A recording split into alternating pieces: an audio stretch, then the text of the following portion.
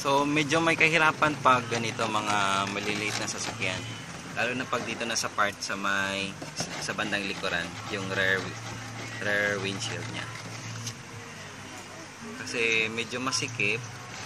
So talagang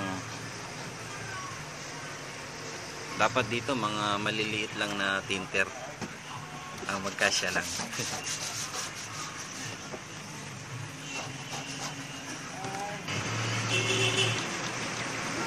Ang paglilinis din sa may depugger ay dapat dahan-dahan lang din kasi pag nasira yan hindi nagagana yung depugger nya.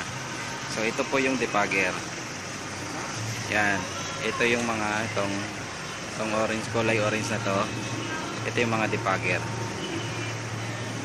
Yan.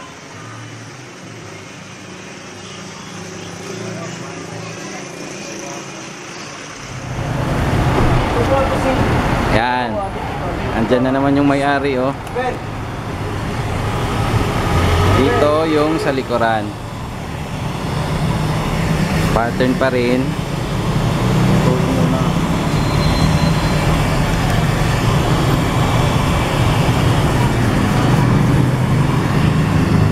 Pare, mag-hi ka pare.